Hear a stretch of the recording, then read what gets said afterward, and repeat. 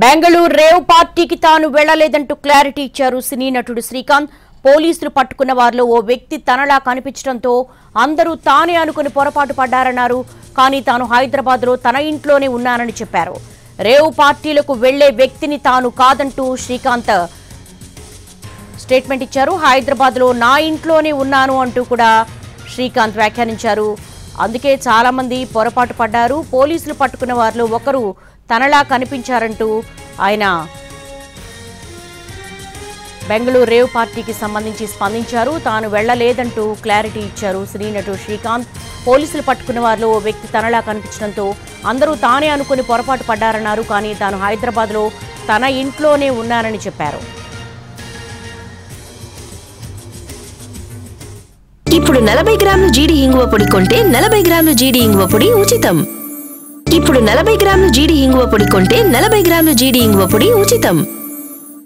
ఇదేంటిది, మొన్న ఏమో విడాకులు ఇప్పించేశారు నా భార్యతో, ఈరోజేమో రేవు పార్టీలకు వెళ్ళాడు అని వచ్చేసినాయి. కానీ ఒకటి వాళ్ళు కొంచెం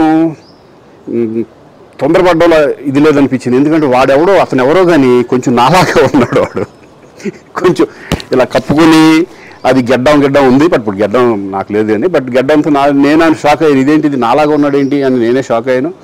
సో దయచేసి ఎవరు నమ్మొద్దు.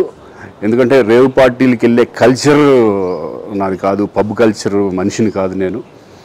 ఒక్కోసారి బర్త్డే పార్టీలకు వెళ్తాము, ఒకవేళ తెలియకుండా ఏదైనా వెళ్ళినా ఒక హాఫ్ అన్ అవర్ నుండి వచ్చేస్తాను తప్పితే అటువంటి ఏమీ లేదు. రేవ్ పార్టీ ఎలా ఉంటుందో కూడా నాకు తెలియదు.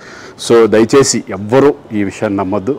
హ్యాపీగా నేను హైదరాబాద్లో ఉన్నాను, మా ఇంట్లోనే. ఇప్పుడు మా ఇంట్లో నుంచే నేను ఇది చేస్తున్నాను. ఇదేంటిది, మొన్న ఏమో విడాకులు ఇప్పించేశారు నా భార్యతో, ఈరోజేమో రేవు పార్టీలకు వెళ్ళాడు అని వచ్చేసినాయి.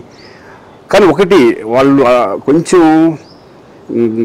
తొందరపడ్డంలో ఇది లేదనిపించింది. ఎందుకంటే వాడెవడో అతను ఎవరో కానీ కొంచెం నాలాగా ఉన్నాడు. వాడు కొంచెం ఇలా కప్పుకొని అది గెడ్డం ఉంది, బట్ ఇప్పుడు గెడ్డం నాకు లేదు అని, బట్ గెడ్డంతో నేను షాక్ అయ్యాను. ఇదేంటిది నాలాగా ఉన్నాడు ఏంటి అని నేనే షాక్ అయ్యాను.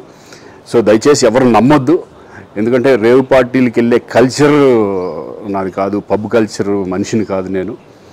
ఒక్కోసారి బర్త్డే పార్టీలకు వెళ్తాము, ఒకవేళ తెలియకుండా ఏదైనా వెళ్ళినా ఒక హాఫ్ అన్ అవర్ నుండి వచ్చేస్తాను తప్పితే అటువంటి ఏమీ లేదు. రేవ్ పార్టీ ఎలా ఉంటుందో కూడా నాకు తెలియదు. సో దయచేసి ఎవ్వరూ ఈ విషయాన్ని నమ్మొద్దు. హ్యాపీగా నేను హైదరాబాద్లో ఉన్నాను, మా ఇంట్లోనే. ఇప్పుడు మా ఇంట్లో నుంచే నేను ఇది చేస్తున్నాను.